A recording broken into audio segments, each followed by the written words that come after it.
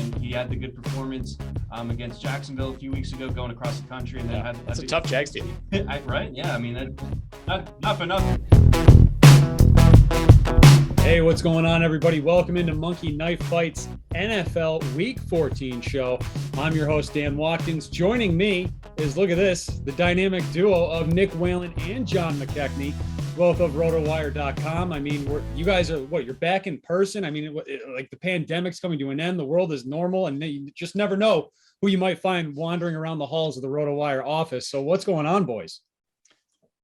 Well, if there was ever a sign that things are getting back to normal, it's myself and Nick being back in Madison and being in our palatial media studio, as y'all can tell here. It's glamorous, and I was getting the itch with no Thursday college football show. I was wondering what to do with myself on this afternoon, and lo and behold, Nick's got the MKF show right in here. I mean, it couldn't have worked out any better. Yeah, could not have worked out any better. Like you said, you never know who you're going to run into here. It could be, one employee of Rotowire. It could be another employee of Rotowire. We both kind of took advantage of the pandemic to make moves. I went about an hour east to Milwaukee. John went about 12 hours south to Atlanta.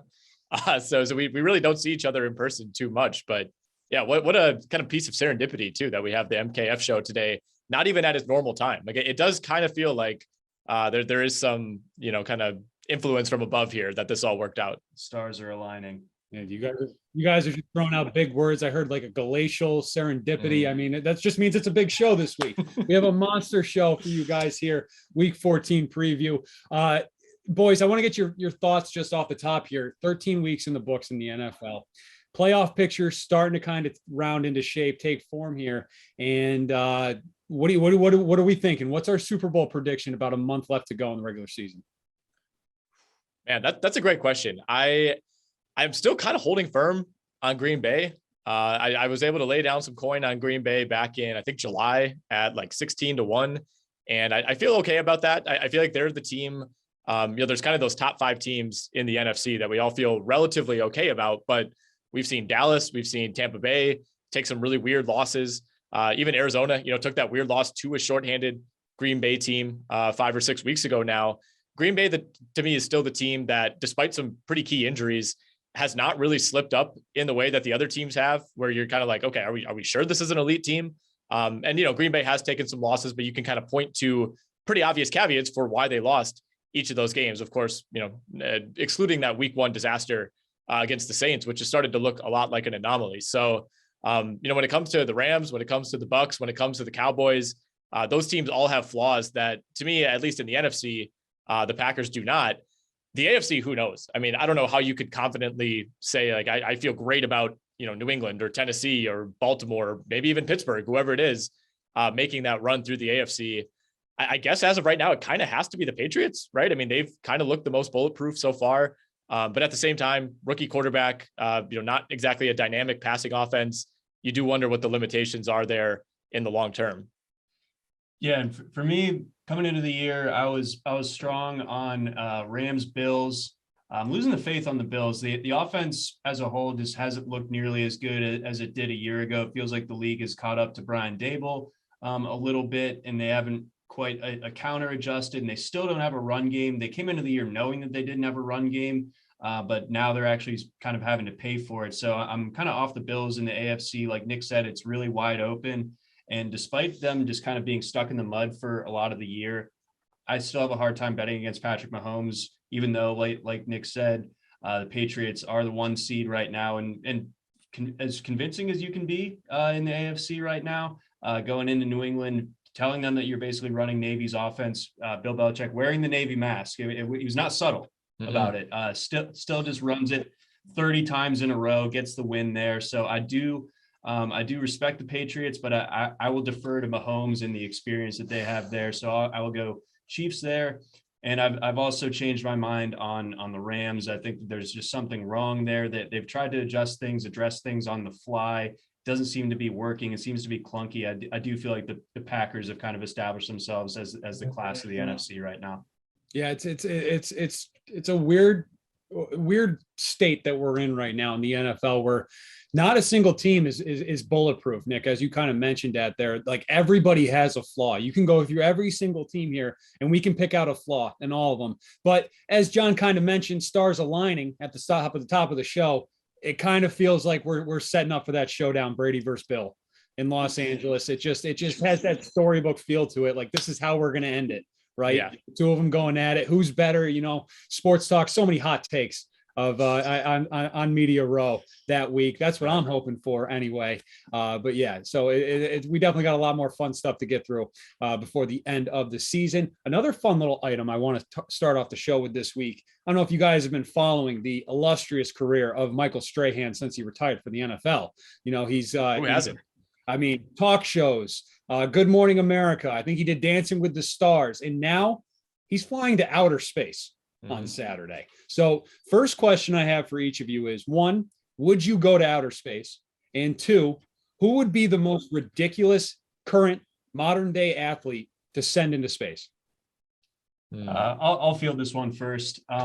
So I think you have to frame it in two ways, because I feel like space travel has been redefined. I feel like you have the Jeff Bezoses of the world who just like scrape orbit, it's I don't really count that as, I feel like space is 2001 A Space Odyssey. I've been asleep for a month in a cryo chamber, or years in a cryo chamber, and now like a computer is out to get me. That's space travel to me.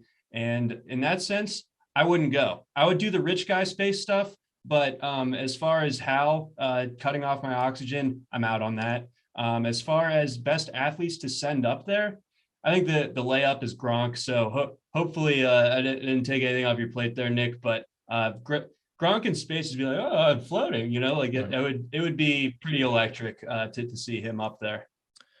I have a lot of caveats as well. It's like, are you guaranteeing my safety? If so, 100%, I would love to go to space. About once or twice a month, I'll kind of catch myself late at night, like on Reddit, just like scrolling images from the ISS where you're just like hovering, over the earth. I would love to see that perspective. Even if you could say like there's a 90% chance I'd be just fine, I think I would do it. But there's been some pretty notable space disasters that would be in the back of my mind the entire time. As far as athletes to send up there, I've been thinking a lot about Anthony Edwards recently from the Timberwolves, who's kind of emerged as like, I think he's like a cool version of T.O. in a lot of ways, where like Terrell Owens was really outspoken, but every time you're just like, can you shut up, dude? Like, why would you say that? I never find myself saying that about Anthony Edwards. He says a lot of the same things that other like bad outspoken athletes have said, but he says it in such a cool way that you're like, yeah, I guess you're right about that. So he's somebody I would love to spend more time with. And what better time to do it than, aboard the International Space Station? Both good choices. Yeah, I'm way too much of a coward. No way am I going up there. Absolutely not. But my choice for most ridiculous athlete to send up there, I'm gonna go with Taco Fall. I just think the shot. Yeah, exactly. The shot from the cockpit of him sitting there strapped in, it would just be ridiculous. It'd just be an engineering marvel. I mean, just 7'6" up in space. I think that would be awesome. Strapped in like this type of camera angle, but like me and Nick are like at like his belly button or something. Yeah, exactly. Be fantastic. Yeah, it would make for an iconic photo of all of us like holding up a flag on the moon, like me, John, and Taco Fall. The whole space thing is fascinating to me only because I thought for 30 years of my life until Bezos went up there that I thought you needed to pass like 30 tests, go through like 9 months of training. Like, can you survive like the G-force to get, now they're just like, here's Bezos and Bezos's like friend and like some 97-year-old woman. And like everyone's I don't know, is there like a minimum number of sacks you have to have now to get up there? Michael Strahan's like, can Simeon Rice go with him? I feel like what a reference. I felt like the space dream for me was over when my childhood passed and I didn't go to NASA camp. I figured like that was like a prerequisite to go. And like if you didn't go to the like spaceman preschool, then you were out before it even started. Yeah, you pretty much just need FU money now these days. Because it's Elon Musk, Jeff Bezos, and Richard Branson are the three with rockets, right? I mean, all of them just have FU money, can do whatever the hell they want. You need Rotowire money. That's right. You need Rotowire money. I mean, look at the two of you. I mean, that's how we get both of you on this show. So let's get to the actual games this weekend, what the people are here for. And our wonderful coaching staff here at MKF, They want us to come out in the hurry up offense. Both Jay Rubin, our head coach, Brian Butt, our offensive coordinator, they've set the game plan this week. They say we're going hurry up to start the game here this weekend with the 1 o'clock game. So when you guys are ready, I guess we'll bounce back and forth here. And let's start right off. When you want to put 2 minutes on the clock, Jay? Every time you're like, put 2 minutes on the clock. I don't have a clock. I don't have a stopwatch, but yeah, sure. Do we get any timeouts? Can we get out of bounds? It's a mental thing. It's a mental thing. Does the clock stop on first down? Yeah, can we run up there and spike it? The clock does not stop. So let's just get right to it here. We'll start off Washington, Dallas, Dak Prescott on the road in Washington, 280.5 passing yards. Nick, more or less? I'm going less. I trust this Washington defense. Dallas has looked shaky. Going less. All right, John, CeeDee Lamb at Washington, 75.5 receiving yards, more or less. I'm going to take the more, even though Amari Cooper's getting a little bit healthier. I still think that this game flows through the pass. It's going to be a big CD show there. Nick, back on the other side, Antonio Gibson, Washington, running back at home against the Cowboys, 70.5 rushing yards, more or less. Man, I do trust this Cowboys defense. The offense, I think, has been a little iffy since Dak came back. So I'm going to go slightly over on 70.5 for Gibson. All right, let's move on here. Patrick Mahomes at home against the Raiders, 275.5 passing yards. John, more or less? I think more. I think that the best game he's had this season arguably was against these Raiders. Now he gets them at home. They're heavy favorites. I think that they're still trying to figure things out, but I think this is a good spot for Mahomes. I'll take the more. You can't talk about Mahomes without talking about Tyreek Hill. Nick, his number is 79.5 receiving yards, more or less, coming off a very quiet game last week. Yeah, I feel like we're still waiting for Tyreek Hill to break out week by week, and drops have become an issue for him, but we know the talent's there. We know the targets are going to be there. Against this Raider secondary, I think it could happen. I'm going to go over. We think big game for both Mahomes and Hill. All right. And then on the other side, John, you got the most perfectly average quarterback in the NFL, Derek Carr at Kansas City, 267.5 passing yards, more or less. Yes, a quarterback built in the Hot Topic laboratories. I will take the less. I think that the Chiefs defense has played a lot better of late. This one's in KC at Arrowhead. Tough time of year. I will go less. All right. And then moving on here, you got Nick Chubb taking on the Ravens, 69.5 rushing yards, Nick, more or less. Man, we saw Chubb get shut down against this Ravens defense just a couple weeks ago. That was a really weird game. I think he bounces back here. I've lost all faith in the Ravens. Normally I can talk about them behind John's back, but the Ravens defense is not the Ravens defense of old. So I'm going to go over for Nick Chubb on 69.5. And finally, John, your guy, Lamar Jackson, rushing yard prop for him this week in the speed round, 65.5 rushing yards in Cleveland. Give me less. I think this is just going to be an ugly, ugly day for the Ravens offense. The defense obviously has fallen apart as well. I think that this is kind of a meltdown spot for Baltimore on the road, so I'll take a less. All right. Very good. Very good. Let's move on here and let's actually dig into some games. Late afternoon, Buffalo. Yeah, you know, all those years that they had to deal with Brady and Bill together. Well, now they get to deal with them in back-to-back weeks separately. After losing to the Patriots this past week, they get to take a trip to Tampa and face Tom and Gronk. And let's build a nice little 5x5 for this one, guys. You get 15 times your buy-in if you get all 5 picks correctly here on MKF. And let's start with the man himself, Tom Brady, 295.5 passing yards. This will be the 36th game in Brady's career against the Buffalo Bills. He's 32-3 against them all time. One of those losses, by the way, was in week 17 in 2014 when he left the game at halftime with the lead, but Jimmy G just couldn't hang on. So his passing prop, 295.5. He's reached 296 yards or more in 7 of 12 games this weekend or this year.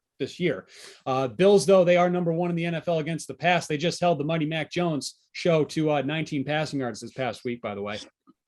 It's the third Pats reference in the show. You hit the quota. That's back. it. No more Pats references. They are back. And Tre'Davious White, he's out for the year. Tom, he's probably looking at this defense without their best corner, think he's going to throw all over them. That's my opinion anyway. What do you guys think for Brady this week? Well, it's interesting because we didn't really get to see what the secondary looks like without Tre'Davious White last week, right? I mean, I know Mac Jones was so surgical on those 3 passing attempts. You know, one of them was like a diving catch by Jonnu Smith. Another one was a screen pass. I think that went nowhere. So, you know, it was not really a game that you could glean anything from for that Buffalo defense. But, you know, the thing with Tampa Bay is they are increasingly being able to gash teams with the run, with Leonard Fournette, with Ronald Jones. And obviously we know what they can do with the pass. I think I'm inclined to go over here. I mean, it feels like Buffalo is kind of teetering. Like I really wouldn't be shocked if they do get back in the mix and start to look like one of the best teams in the AFC again by the end of the year. But the way that the coaches and some of the players even talked after that Patriots game, I thought was really concerning. Like there was no accountability. There was a lot of deflecting. It didn't really seem like a team that was all that confident in what it was doing. And ideally you get a matchup against like the Jaguars here to bounce back, like the Rams, when they were going through their rough stretch, they were able to just kind of beat down the Jags by 30 and now everything's good. Like not only are you on a short week, but you have to go up against arguably the best team in the league with your backs against the wall. So I think this is a really tough spot for Buffalo. And I think it's a really good spot for Tampa Bay to take advantage. So I'll go over on this number for Brady. I have to agree. I think that Buffalo really is teetering, and this is the first game that we really do get to see what Buffalo secondary looks like, sans Trey White, and they really don't have impressive guys to kind of reload that cornerback spot, and obviously they didn't get tested last week. You got to go to Tampa, where the Bucs have played much better at home this year than on the road. This just sets up really nicely for Brady, so I think he's going to get whatever he wants out there, and Bills keep it competitive enough to where Brady plays the whole game, of course. And I think that this sails to a more than 295.5. Yep, I agree. All three of us in agreement on that one. More for Brady. Let's talk about Chris Godwin here. His prop 5.5 receptions, more or less. He's reached 6 or more catches in 8 of 12 games this season, including 5 of the last 6.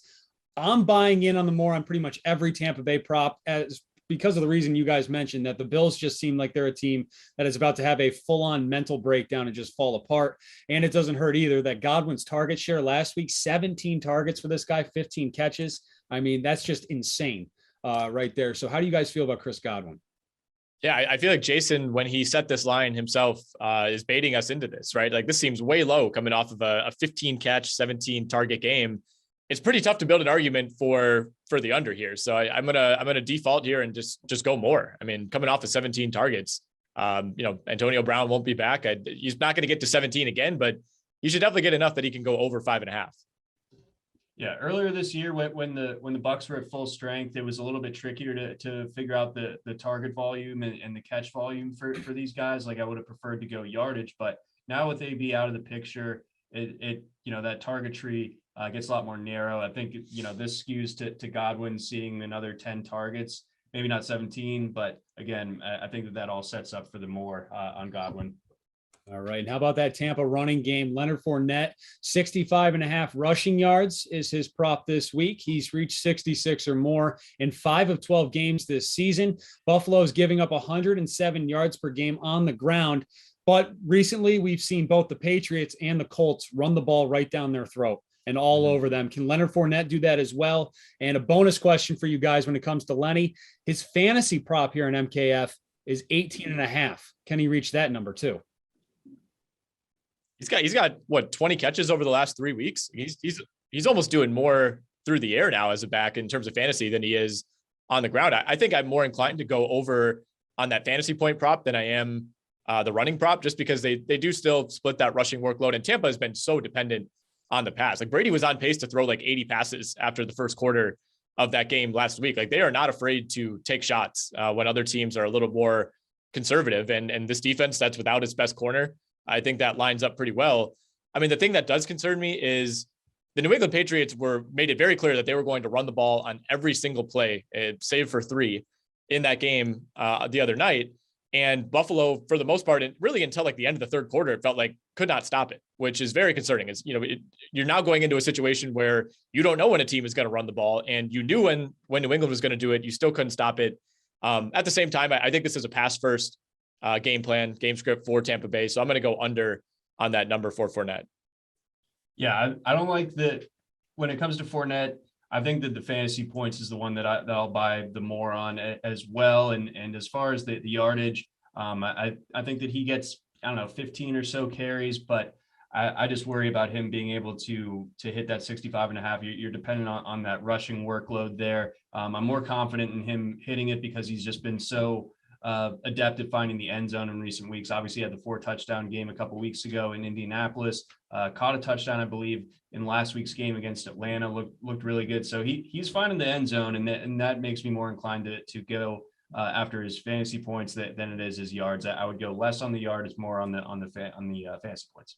All right, very good. Yep, 5 touchdowns in the last 2 games for Lenny. So we'll see if he can find the end zone again this week against Buffalo. And then on the Bills offense, you got Josh Allen, 270.5 passing yards for Allen.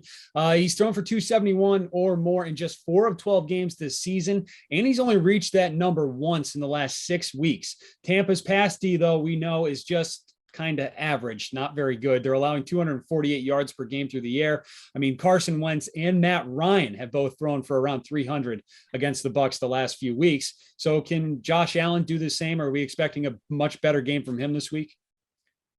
Yeah, I mean, I don't know if it's ultimately going to be viewed as like a great game for Josh Allen, because I think I get the sense that John and I, and probably you as well, Dan, like Tampa Bay in this game, but it could be a situation where they're playing from behind or they're trying to go score for score with Tampa Bay. So I'm not exactly expecting Josh Allen to go like 37 of 40, for 450 yards, but I think it's going to be a situation where they're probably not going to be able to run the ball against that Tampa Bay defense, and they're going to have no choice but to throw the ball 40 plus times. And, inherently you're probably going to get close to 300 yards in that situation. So I actually think this is a pretty friendly number for Josh Allen. I know he hasn't hit over this number many times this year, but he's gotten pretty close. He's routinely in that 250 to 260 range. So for me, this is a fairly easy more. Yeah, this comes in, I think that Tampa Bay is going to get that early lead. So any sort of inclination that the Bills had towards running the ball is going to go out the window. Plus the Bucs for their own right have that really good run defense as well. So this sets up as one of Allen's higher passing volume games of the entire season. And if there is really an Achilles heel on this Bucs team, it is its pass defense. So I think that this sets up pretty nicely for the more than 270 and a half. You have a pretty impressive group of pass catchers around him for Allen. So I think this sets up pretty nicely for him. He's going to be very, very busy on Sunday going through the air. And one of those pass catchers is Stephon Diggs, 79.5 receiving yards for Diggs is his more or less. He's reached 80 or more in just 4 of 12 games this season. But if we're liking Allen to put up a big day, I would have to think that Diggs is going to have to be a big part of that. And also, I believe his prop is also flipped on us to 6.5 receptions, more or less as well. I kind of like both of those numbers, and also 17.5 fantasy points as well for Diggs. We really haven't seen him explode, but he is still finding the end zone. So guys, what do we think about Diggs? I think I'm going to go with the less here. I do feel like even though Allen sets up to have a really good game, Allen's had very good games this season in which Diggs really didn't, make a big splash in the box score. I think that it's clear that he's the most talented receiver, but the usage doesn't always translate that way, at least for the Bills this year. And maybe that has something to do why the offense hasn't clicked the way it did a year ago when he was, one of the top receivers in all of fantasy. I think it's frustrating when you have Diggs on your team and you see so much usage go to Dawson Knox, so much go to Emmanuel Sanders, even Gabriel Davis, especially when they get down near the goal line. So you're counting on 7 catches here for Diggs, and I can't quite get there. So I'm going to take the less. Yeah, I kind of feel the same way. I mean, it feels like we've had the same conversation pretty much every week, Dan, where it's like, all right, are they going to get Stephon Diggs going? And really, if the only 3 games this year that he's had over 80 yards are Houston, Jacksonville, and the Jets. So he's cleaned up against bad teams, and when good secondaries come in and good teams come in, they found ways to limit him. And like John said, it's not like they completely shut down the offense. Like Josh Allen can be productive using the tight ends, using the running backs out of the backfield, using those secondary options. I just think teams have done a much, much better job this year keying in on Stephon Diggs than last year, when I don't know if they weren't prepared or if there was still some, iffiness as to whether he was the number 1 guy last season, but it's been pretty alarming, the degree to which he's been able to be limited. Yeah, I completely agree. I mean, Nick, I remember back to our conversation before the season started when we were talking about touchdown props for Stephon Diggs. Yeah. I think it was like 12.5. He is actually kind of getting close to that, but the yardage and all that and the catches just haven't really been there this year. But I do think he's going to get some big time garbage time points this week against the Tampa Bay Buccaneers. So another fun one in that late afternoon window on Sunday is the 49ers taking on the Bengals, and Joe Burrow with that banged up pinky finger. How he's still going, I don't know. I saw someone wrote on Twitter that Joe Burrow's pinky needs his own Twitter account. Completely agree, by the way, on that one. But his passing yard prop this week is 240.5. He's reached that number in 8 of 12 games this season, but San Francisco is number 5 in the NFL against the pass, allowing just 205 yards per game. So Burrow, bad hand, good pass defense against him. Can he still get to 241? I'm going to go with the less here. That they are playing at home, but with that banged up pinky finger on his throwing end, that makes things a little bit tricky. And there's also the fact that Cincinnati has been able to find itself on the ground over the last few weeks. I mean, Joe Mixon has really made me regret having basically zero Joe Mixon on all of my fantasy teams. He's running roughshod right now. I think if you're the Bengals, you go into this game trying to limit the amount to which you have to count on Burrow dropping back. I think that they're going to try to get Mixon going early and often in this one. I think this sets up as kind of a lower volume passing game as far as Burrow is concerned. So I'm going to go with less here. Mm-hmm. Yeah, I feel the same way. I think this is actually a tough spot for Cincinnati. I mean, they're dogs at home against the 49ers team that comes in here and has been a little bit hot and cold. I mean, coming off of a loss, and the fact that they are underdogs in this game, I think indicates to me that there's a decent amount of concern about that finger, which, I mean, Joe Burrow was in obvious pain in that game. I mean, after it happened, he was like screaming on the sideline and obviously played through it. But you got to think, I mean, he's one, follow through into a helmet or, sack where he lands wrong from maybe even being knocked out of that game. And then all of a sudden, you're almost certainly hitting the under in that one. So I'm pretty inclined to go under on Joe Burrow. The receiving props are a little more interesting, but I think given all the factors here, the defense, the injury, you kind of have to go under on Burrow. All right. And then you got Jimmy G on the other side, 235.5 more or less is his prop this week. He's thrown for 236 or more in 5 of 11 games this season. Cincinnati, they rank 27th in the NFL against the pass, allowing 257 yards per game. So can Kyle Shanahan draw something up here for Jimmy G, who just had a very good game against Seattle as well, and do that against another not very good pass defense? What do you guys think about Jimmy? Yeah, oddly enough, the Niners have been kind of a better performing team on the road than they are at home. A lot's been made about the lack of home field advantage at Levi's Stadium, and he had the good performance against Jacksonville a few weeks ago, going across the country, and then that's a tough Jags team, right? Yeah, I mean, not for nothing. And then going into Seattle a week ago as well. They're supposed to get Deebo Samuel back this week, or at least there's a chance of that. But that doesn't necessarily help Jimmy G's passing yardage prop with the way that they use Deebo out of the backfield. And especially if Elijah Mitchell is banged up or isn't playing here, then we're going to see a lot of Deebo out of the backfield. And I think that this sets up for a kind of a lower volume game for Jimmy G. So I'm going to go with the less here too. I think this is going to be a really fun game, but I just don't really see a lot of it happening through the air necessarily. Yeah, I think you're spot on there about the Deebo point. I think him being back in some ways kind of inherently limits Jimmy Garoppolo. So, 235.5, probably about the right number, but I'm inclined to go less as well here. I think San Francisco doesn't really want to be in games like last week against Seattle, where it's back and forth. Like they want more ball control. And I think against this Cincinnati defense, they're going to be able to dictate and have some of those longer drives that we saw from them against Minnesota and against Jacksonville. Oh, speaking of teams with low passing outputs, that brings us to the Chicago Bears, who are on Sunday Night Football this week.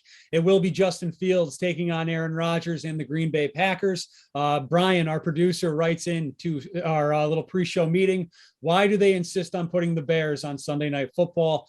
Brian, my only answer for you is this is the oldest rivalry in the NFL. I mean, and the other big matchups this week, I think have already been on Sunday Night Football. You got like Browns, Ravens, that's already been on Sunday night. Chiefs, Raiders has already been on Sunday night.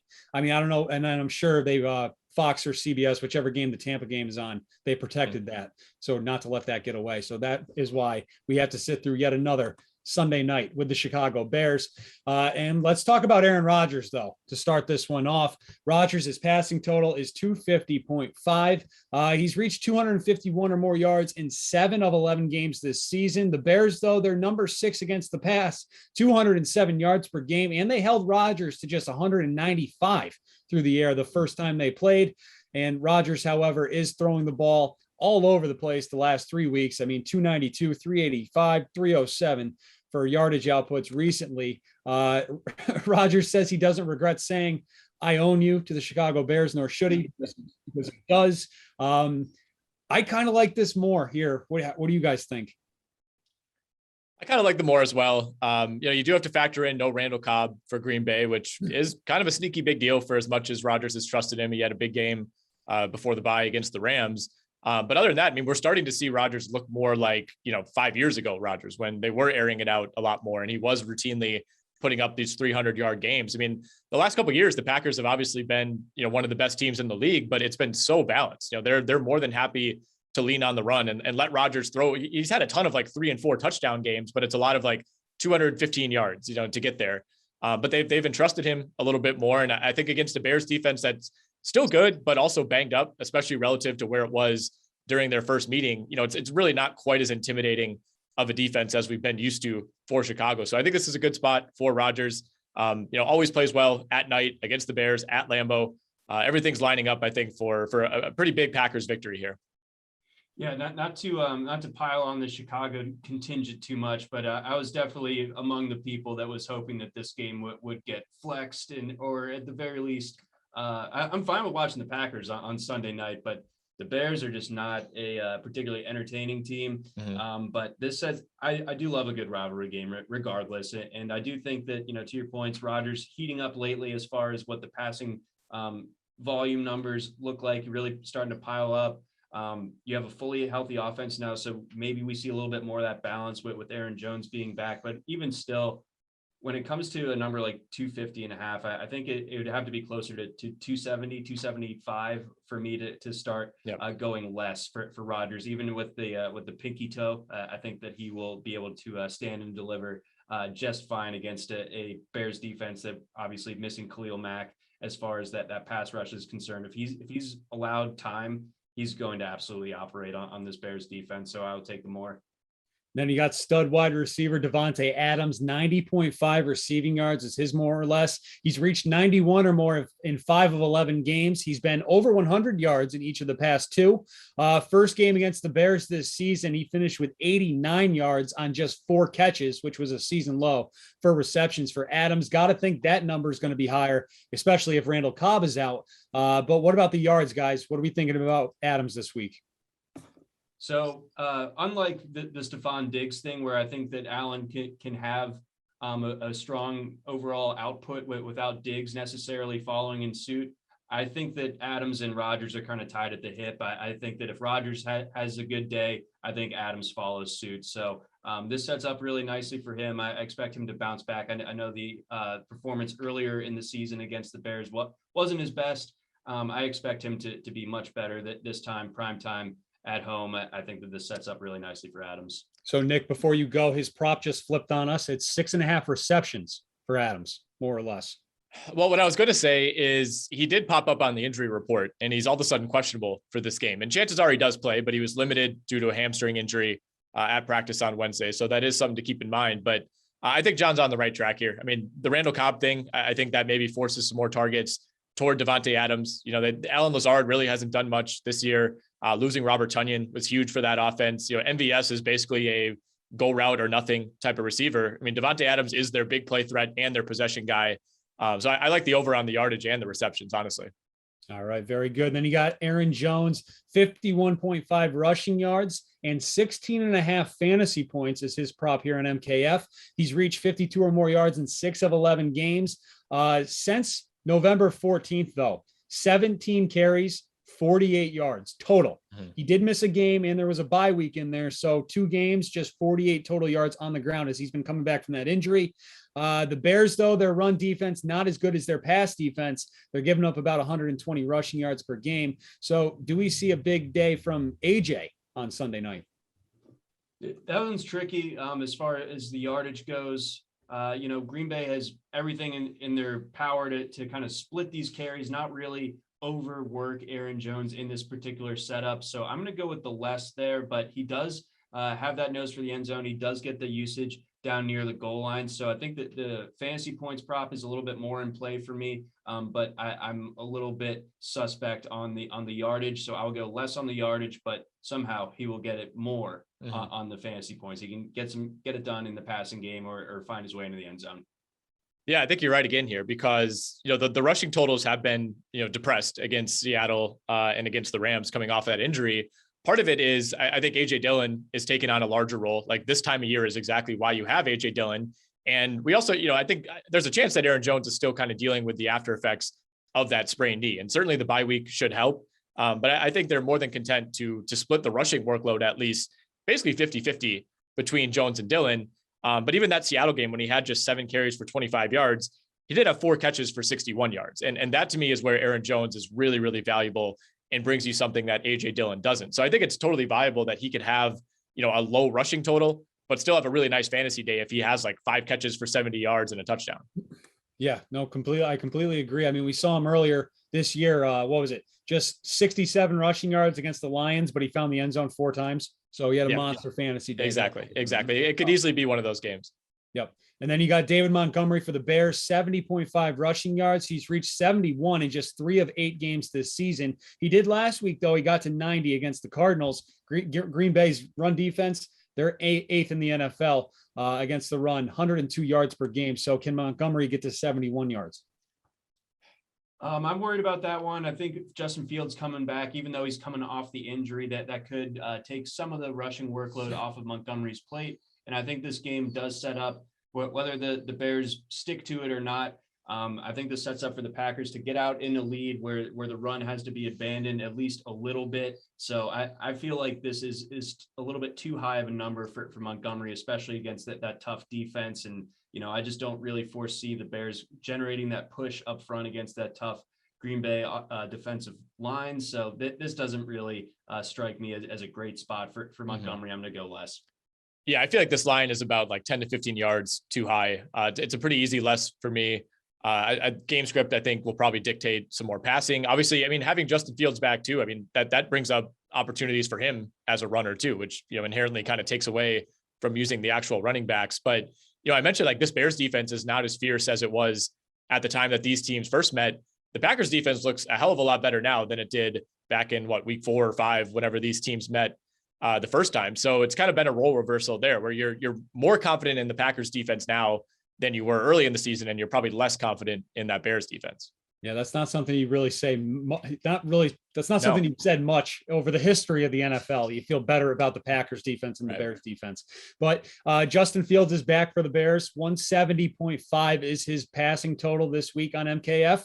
He's reached that number 5 times this season, including the first time that these two teams met. He finished with 174 yards. Green Bay's given up about 219 per game through the air. How do we feel about Justin Fields?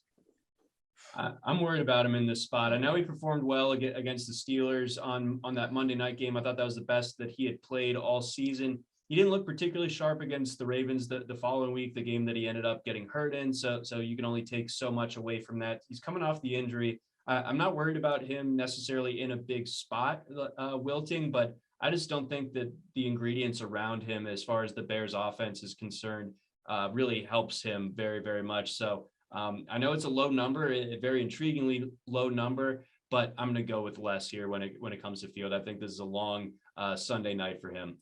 Yeah, I think this is a pretty tough spot for Justin Fields, and who knows, if he's still affected by that injury. And again, I think I can't believe I'm saying this, but I do trust the Green Bay defense to kind of keep him in check, and not allow him to throw downfield as many times as he did in that first matchup. And of course, if he doesn't have Allen Robinson, who is very much questionable again for this game, that makes me feel a lot better about it. If Robinson plays, he's somebody that's always given the Packers secondary trouble. That maybe makes it a little bit of a tougher call, but as of right now, I would go less here. Yeah, Allen Robinson's name's like on a milk carton somewhere, right? Because we can't find him this year, unfortunately. So, all right, very good. He's in space. Yeah, sent him to space. Yeah, very good. We sent him to space first. All right, guys. Actually, since we got John here, John, can you give me 60 seconds on Army Navy this weekend? What are we expecting? Did you see the passing yard lines? A total. The 2 quarterbacks, will they combine for more than 99 yards passing? Oh, I'm going to go with less on that. Look at this. Look at this. It's 47 and a half. Oh my goodness. They rotate the quarterbacks a little bit to begin with. I think it's going to be Christian Anderson behind center for Army, and Ty should be out there for Navy. But when things get a little bit hairy for Navy, they don't mind rotating the quarterback in. And Tyler is a fine enough backup for Army. But either way, when it comes to like the overall you're not tuning into this game for the air raid. You're tuning in for the pageantry. And, the ground raid. Yes. The Blitzkrieg. famous Baltimore Sun or Washington Post sports writer John Feinstein the other year was like, I watch this game every year and I cry. And I'm not quite there, but you can enjoy and respect the tradition of this game without expecting it to be a particularly entertaining game, at least by like my college football entertainment value meter is concerned. Very good. Very good. All right. Best part of the show. Nick, can you tell John where everyone can follow you? All right. So hopefully you're following me already, but you're well aware of my last name, which is Whalen, Whalen. What if I told you that there was a number that looked very similar to one of those letters in that name? So the number 1 has just kind of like a little slit at the top that differentiates it from a lowercase L. However, you could substitute it for that L and really not really lose anything, and everybody could just kind of read it as is. So you can find me at WHA1EN. I like it. I follow you, of course, on all social platforms. And, I myself, I wasn't always John's Tailgate. I didn't always have such a crisp, clean Twitter handle. My last name is hard to spell and it's hard to say. It's John McKechnie. So my old Twitter name, Johnny McKex is what it was. And it just looked like a big old mishmash of consonants in there. And I knew I had to say it on air a little bit more coming up in that year. So I changed it to John's Tailgate. It's not my favorite, but it's here now. I live with it. All right. Very good. And my Twitter handle as well was not always so nice, crisp and clean as Dan Watkins Radio. I used to go by the name Waffles on a radio show I used to produce. That's a story for another time, but my Twitter name used to be Danny Waffles. It is now just Dan Watkins Radio. I'm surprised that was available. Yeah, no, it was. It was. Yep, That's it a was. nice get. Right. Yeah, you could be Johnny Waffles. There we go. All right. Thanks for watching, everybody. Please subscribe to our wonderful YouTube page. In a couple of weeks from now, we're going to have the wonderful holiday show. I believe the holiday extravaganza is what we're calling it. That's what I was told. Copyright friendly. Safe. We're not going to get sued by any performing art companies or anything like that. So it's going to be some fun stuff. We're going to have a whole bunch of guests and talking a little bit of everything as we get ready for the holiday season. So hit that subscribe button so you don't miss that, and enjoy week 14 in the NFL.